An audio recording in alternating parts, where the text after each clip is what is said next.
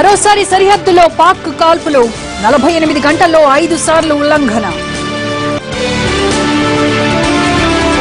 ఆర్మీకి మద్దతుగా హైదరాబాద్ లో ర్యాలీ, పాక్ పొగరు అణగదొక్కుతామంటున్న మాజీ సైనికులు.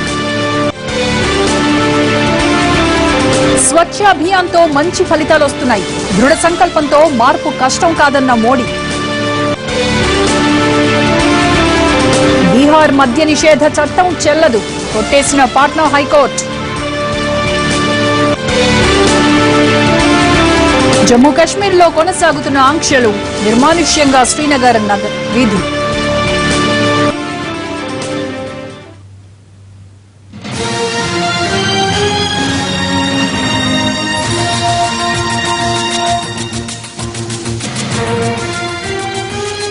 పాకిస్తాన్ వంకర బుద్ధి మారలేదు, ఇప్పటికీ ఆ దేశం కవ్వింపు చర్యలకు దిగుతూనే ఉంది.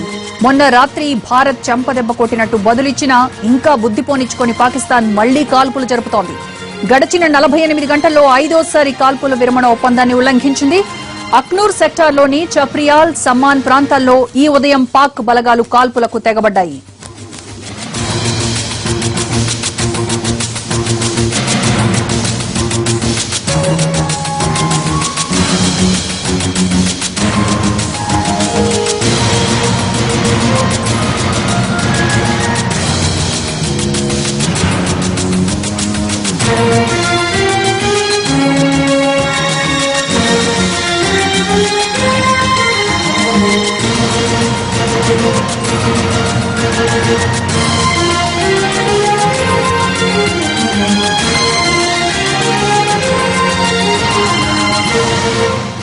పాకిస్తాన్ వంకర బుద్ధి మారలేదు, ఇప్పటికీ ఆ దేశం కవ్వింపు చర్యలకు దిగుతూనే ఉంది. మొన్న రాత్రి భారత్ చెంపదెబ్బ కొట్టినట్టు బదులిచ్చినా ఇంకా బుద్ధి పోనిచ్చుకొని పాకిస్తాన్ మళ్లీ కాల్పులు జరుపుతోంది.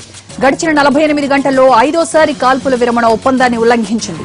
అఖ్నూర్ సెక్టార్లోని చప్రియాల్, సమ్మాన్ ప్రాంతాల్లో ఈ ఉదయం పాక్ బలగాలు కాల్పులకు తెగబడ్డాయి. మరోవైపు పాకిస్తాన్లోని ఉగ్ర స్థావరాల మీద దాడి సందర్భంగా భారత జవాన్లు చనిపోయారంటూ వస్తున్న ప్రచారాన్ని తిప్పికొట్టింది భారత ఆర్మీ. ఇండియన్ ఆర్మీ ఎక్కడ చనిపోలేదని స్పష్టం చేసింది.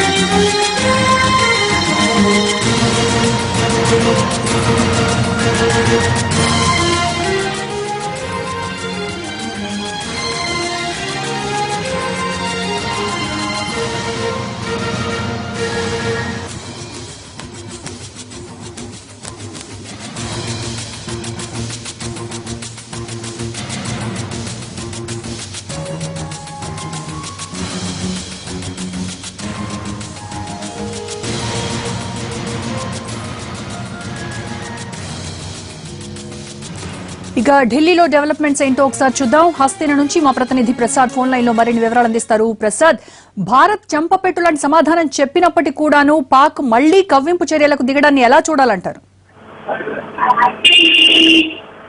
అసలు ఎలాంటి చర్యలకు తీసుకోవడానికి సాహసించట్లేదు పాకిస్తాన్ అనే ఒక అపప్రద వస్తుంది. అదేవిధంగా దేశంలో ఉన్నటువంటి పాకిస్తాన్ ప్రజలకు కూడా ఒక భరోసా ఇవ్వాలన్న ఉద్దేశంతోనే కొద్దిపాటి కాల్పులు జరిపే ప్రయత్నం చేసింది. అయితే ఆ కాల్పుల్లో ఈ కాల్పుల విరమణను ఉల్లంఘిస్తూ పాకిస్తాన్ సైన్యం చేసినటువంటి కాల్పుల్లో భారత సైన్యానికి కానీ భారత భూభాగంలో ఎవరికి కూడా ఎలాంటి నష్టం జరగలేదు. అదేవిధంగా పాకిస్తాన్ సైన్యం చెప్తున్నటువంటి వార్తల్లో ఏమాత్రం నిజం లేదన్నది కూడా భారత సైన్యం అదేవిధంగా భారత ప్రభుత్వం కూడా ప్రకటించింది. అయితే ఇదంతా కూడా ఒక సైకలాజికల్ గేమ్ ఆడుతున్నట్టుగా తెలుస్తుంది. మానసికంగా అక్కడ ఉన్నటువంటి ప్రజలను మభ్యపెట్టడం, అదేవిధంగా అక్కడ ఉన్న ప్రజలకు పాకిస్తాన్ ఏమాత్రం కూడా భయపడలేదు, అదేవిధంగా పాకిస్తాన్ ప్రతిష్టకి ఎలాంటి భంగం కలగలేదు అనే ఒక అభిప్రాయాన్ని కలిగించే ప్రయత్నం చేస్తున్నట్టుగా ఇక్కడ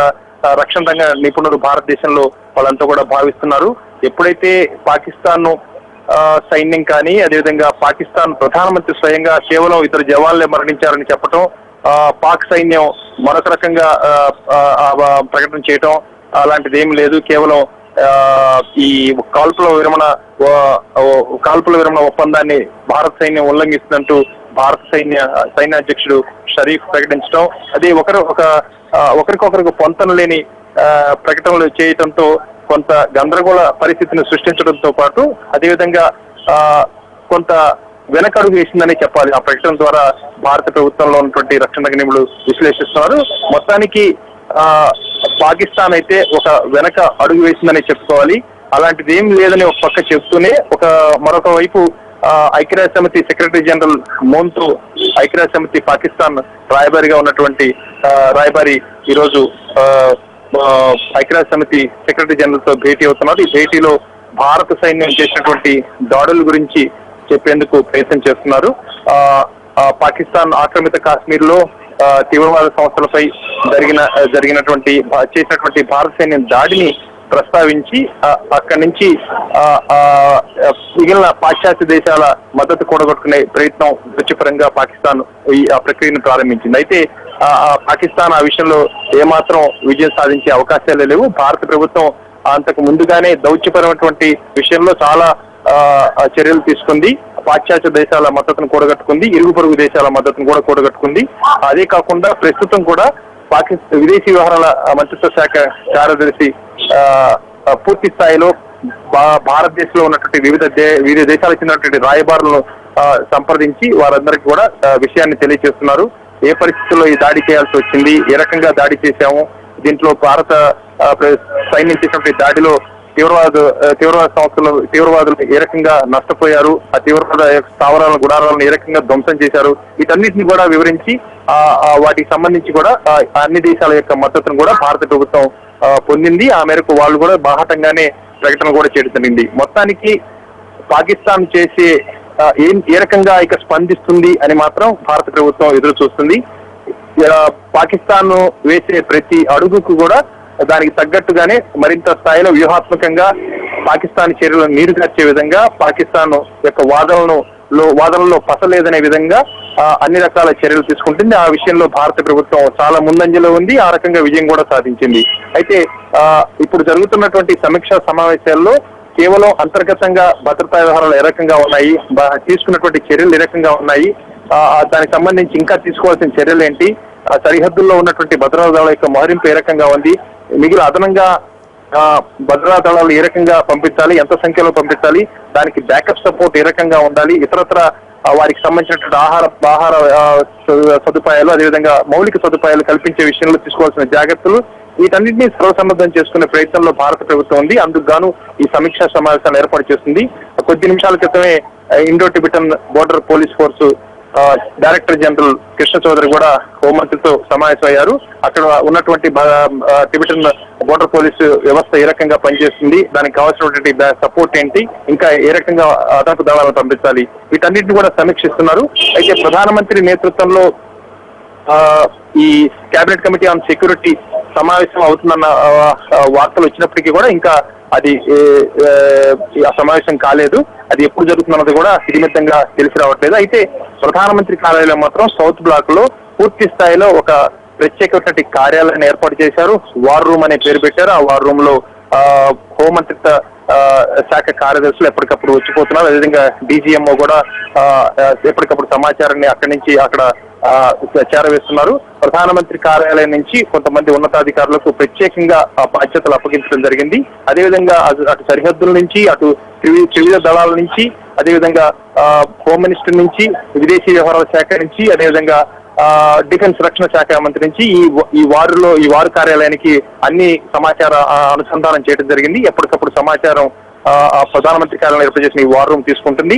ఈ సమాచారాన్ని ఎప్పటికప్పుడు ప్రధానమంత్రి ఏ కార్యక్రమాల్లో ఉన్నప్పటికీ కూడా ఆయనకి చేరవేస్తున్నారు. ప్రధానమంత్రి స్వయంగా అన్ని అంశాలను కూడా పర్యవేక్షిస్తున్నారు. ఏ పరిస్థితుల్లో అయినా కానీ పాకిస్తాను దొంగదెబ్బ తీసే అవకాశం ఉన్నదనే అనుమానం పక్క భారత ప్రభుత్వానికి కూడా ఉంది.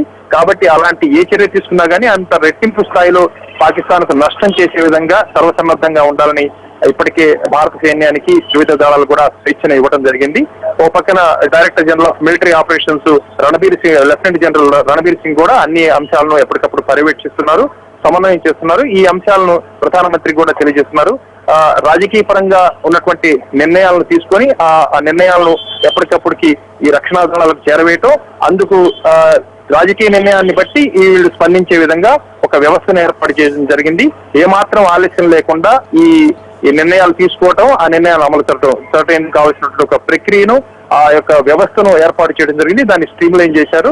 ఇక పాకిస్తాన్ ఏ రకంగా స్పందిస్తుంది అన్న అంశాన్ని దృష్టిలో పెట్టుకొని అందుకు తగ్గట్టుగా ప్రతిస్పందించేందుకు భారత ప్రభుత్వం సర్వసన్నద్ధంగా ఉంది.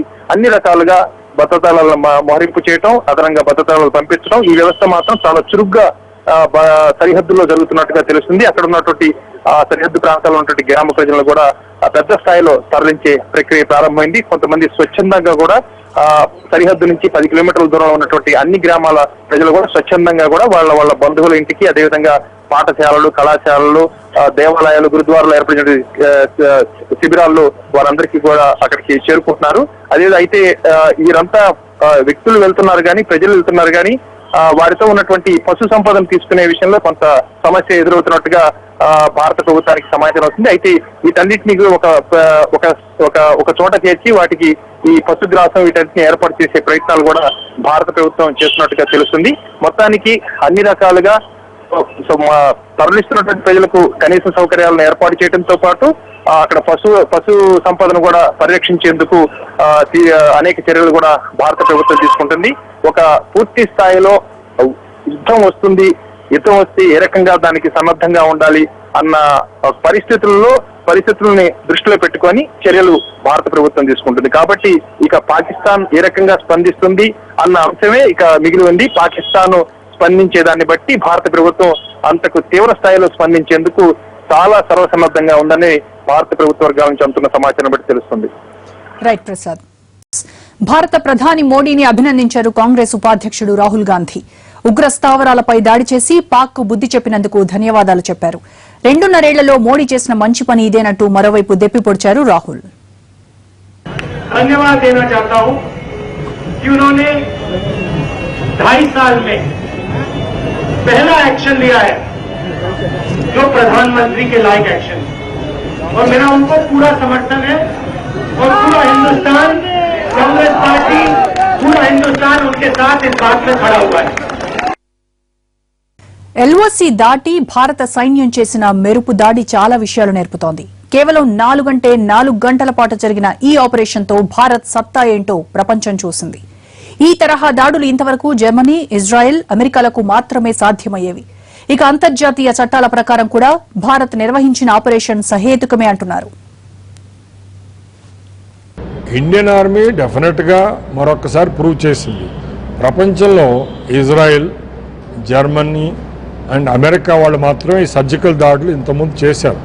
1976లో ఎంటబ్బే అని యుగాండా దేశంలో పాలస్తీన్ అరబ్స్ హైజాక్ చేసిన ఒక విమానంలో ఉన్న ప్యాసింజర్స్ని విడిపించారు. ఎలాగా? ఇజ్రాయెల్ నుంచి వాళ్ళ ఎయిర్క్రాఫ్ట్లో వెళ్ళి అక్కడ యుగాండా సైనికులందరినీ చంపేసి, హైజాక్ని చంపేసి, ఒక్క ఇజ్రాయలీ సోల్జర్ కూడా ప్రాణాలు పోగొట్టుకోకుండా ఈ ప్యాసింజర్స్ ఎవరైతే హైజాక్ చేయబడ్డారో వాళ్ళందరినీ సురక్షితంగా ఇజ్రాయెల్ తెచ్చారు. అది the best and the most important surgical strike కింద పరిగణింపబడాలి. తర్వాత మొగదీషులో జర్మనీ వాళ్ళు చేశారు. కానీ అంతకంటే మోర్ రీసెంట్గా 2011లో అమెరికన్ యొక్క మెరీన్స్, సీల్స్ అంటారు, SEALS, వాళ్ళు జలాలాబాద్ నుంచి 2 హెలికాప్టర్లో వెళ్ళి అబటాబాద్లో ఒసామా బిన్ లాడెన్ ఇంటిలో దిగి వారిని చంపి ఆ శవాన్ని వాళ్ళ రికార్డులు తీసుకెళ్ళిపోయారు. అయితే ఆ ఇన్సిడెంట్లో 2 హెలికాప్టర్లు వెళ్తే ఒక హెలికాప్టర్ డ్యామేజ్ అయిపోయి అక్కడ వదిలేశారు, దాన్ని కాల్చేశారు. కానీ మన భారతదేశం మొన్న రాత్రి జరిగిన ఈ సర్జికల్ స్ట్రైక్లో ఎటువంటి నష్టాన్ని లేకుండా సురక్షితంగా ఎన్ని హెలికాప్టర్లు వాడారో, ఎంతమంది మనుషులైతే వెళ్ళారో అందరూ వెనక్కి వచ్చారు. ఇది కేవలం ఒక ప్లేస్లో జరగలేదు, 7 ప్లేసుల్లో డిఫరెంట్ టార్గెట్స్, అవి అన్నీ ఒక చోట లేవు. యాక్చువల్గా the ark of attack is 250 kilometres. 4 జిల్లాల్లో జరిగాయి. బారాముల్లా జిల్లాలో జరిగింది, కుప్వాడా జిల్లాలో జరిగింది, పూంచ్ అనే జిల్లాలో జరిగింది, రాజౌరిలో జరిగింది. ఇవన్నీ కూడా వివిధ ప్రాంతాలు అన్ని చోట్ల సైమిల్టేనియస్గా చేసి సక్సెస్ఫుల్గా వచ్చారు. కాబట్టి ఇది భారత సైన్యానికి ఒక వారి యొక్క ఎఫిషియన్సీకి, కాంపిటెన్స్కి. అల్వాల్లో మాజీ సైనికోద్యోగులు భారీ ర్యాలీ తీశారు. తమకు వయసు మీరినా యుద్దంలో కదం తొక్కుతామనంటున్నారు ఈ మాజీ జవాన్లు. శత్రువుల పీచ మణచడానికి ప్రాణత్యాగానికైనా సిద్దమంటున్న రిటైర్డ్ సైనికులతో మా ప్రతినిధి Radhakrishna face to face. Pak ఆక్రమిత కాశ్మీర్లో ఇండియన్ ఆర్మీ జరిపిన స్ట్రైకింగ్ ఫోర్స్ తర్వాత దేశవ్యాప్తంగా కూడా ఆర్మీ చేసిన సేవలను కొనియాడుతూ ర్యాలీలు నిర్వహిస్తున్నారు. ప్రస్తుతం అల్వాల్లో మెయిన్ రోడ్డు పైన మాజీ సైనికోద్యోగులు తమ ఆధ్వర్యంలో భారీ ర్యాలీ నిర్వహిస్తున్నారు. అల్వాల్ నుండి లోతుకుంట వరకు ఈ ర్యాలీ కొనసాగుతుంది. దీంట్లో భారీ ఫ్లెక్సీ కూడా పెట్టారు. భారతీయుల ఇండియన్ ఆర్మీకి సంబంధించిన ఫ్లెక్సీ కూడా ఒకటి మనం చూస్తున్నాం. ఇందులో ఒకసారి వాళ్ళని అడిగి తెలుసుకుందాం. ఈ రోజు జరుపుతున్న ర్యాలీకి సంబంధించి ప్రధానంగా ఇవాళ జరిగిన సంఘటనలు ఇవన్నిటిపైన మీరేమనుకుంటున్నారు? వెంటనే యుద్ధం ప్రకటించాలి పాకిస్తాన్ మీద. ఇండియన్ సైనికుల సత్తా ఏదో పాకిస్తాన్ వాళ్ళకు తెలియపరచాలి అనేది మా ఉద్దేశం. ఇప్పుడు ఈ టైంలో కూడా, ఈ వయసులో కూడా మేము యుద్ధం ప్రకటిస్తే పోవడానికి రెడీగా ఉన్నాం. మేము వికలాంగునైనా కూడా నాకు స్పిరిట్ ఇదే ఉంది. ఇప్పుడు యుద్ధం చేయాలనే స్పిరిట్ ఉంది నాకు. యుద్ధంలో పాల్గొనాలనే ఉంది నాకు. ఇప్పుడు కూడా పంపిస్తే ఇప్పుడు కూడా నేను పోవడానికి రెడీగా ఉన్నాను. నేను ఉగ్రవాద చేతులలో బొమ్మలై మీరు నడవటం ఇది ప్రజాస్వామ్యాన్ని మట్టిపెట్టేదిగా ఉంది. దీని నుంచి మీరు ఆలోచన మార్చుకోండి. ముందు మీరు జాగ్రత్త పడగి వచ్చే అణ్వాయుధ యుద్ధాన్ని మీరు నివారించుకుంటే ఆలోచన మీకుంటే ఎంబడే ప్రారంభించండి. లేదంటే వచ్చే రోజులలోనే మీకు గుణపాఠం చెప్పడం జరుగుతుంది. మేము మాజీ సైనికులం కూడా సిద్ధంగా ఉన్నాం. అందరము ప్రభుత్వము, ప్రధానమంత్రి, మా జనరల్ మాకు వాయిస్ ఇస్తుండగానే మేము యూనిఫామ్ లేకుండా గన్ పట్టుకొని రావడానికి సిద్ధంగా ఉన్నాం. ఈ విధంగా మేము ఉగ్రవాదులను అణుగడుగున అణిచి, కాల్చి, కత్తిదంటే కత్తితే, కట్టెదంటే కట్టెతే కొట్టి చంపడానికి సిద్ధంగా ఉన్నాం. ఇది మా భారతీయ యొక్క పౌరుషం. మీరు చూడాలి అంటే బిడ్డ చూడండి. దీనికి మేము కట్టుబడి ఉన్నాం. జై హింద్. ఇతను అవార్డ్స్ మనం చూడవచ్చు. సేవలకు భారత ప్రభుత్వం అందించిన మెడల్స్. మీరు చెప్పండి సార్, ఎట్లా ఉంది? ఒక సైనికుడిని, నా వయసు ఇప్పుడు 78 సంవత్సరాలు అయినప్పటికీ ఉగ్రవాదుల గురించి మేము మాట్లాడుతున్నాం. మేము కూడా ఇప్పుడు వయసులో ఉన్నప్పుడు కూడా మేము వెళ్ళడానికి సిద్ధంగా ఉన్నాం. కానీ ఎవరు చేసుకోలేకపోతే ఇక్కడ ఈ దేశంలో నిలబెట్టి ఉగ్రవాదులు చంపి అక్కడ తెలిపోతే మాకు దేవుని యొక్క కృతజ్ఞత మాకు తెలియని నమ్ముతున్నాము. ఉగ్రవాదం అనేది నశింపు చేయాలి. ఏ దేశం కూడా కోరుకోవద్దు, పాకిస్తాన్ తప్ప ఏ దేశం కూడా కోరుకునేది కాదు. మనం హిందూ దేశము, అన్ని కులాలు, అన్ని మతాలు ఉన్నవారు కాబట్టి ఉగ్రవాదం ఎవరు సహించలేదు. తనకి ఈ జరుగుతున్న ర్యాలీకి సంబంధించి మనం చూస్తే వీళ్ళంతా కూడా మాజీ సైనికోద్యోగులు. వీళ్ళంతా ఇక్కడ నుండి అల్వాల్ మెయిన్ రోడ్ నుండి లోతుకుంట వరకు ర్యాలీగా వెళ్తున్నారు. ఈ వయసులో కూడా ఒక్కొక్కరు సుమారు 70 ఏళ్ల వరకు ఉన్నారు. కానీ ఈ వయసులో కూడా తాము యుద్ధం చేయడానికి వెళ్ళడానికి సిద్ధంగా ఉన్నామనేది మాజీ సైనికోద్యోగులు చెప్తున్నారు. కెమెరామెన్ రాజ్ కుమార్తో రాధాకృష్ణ.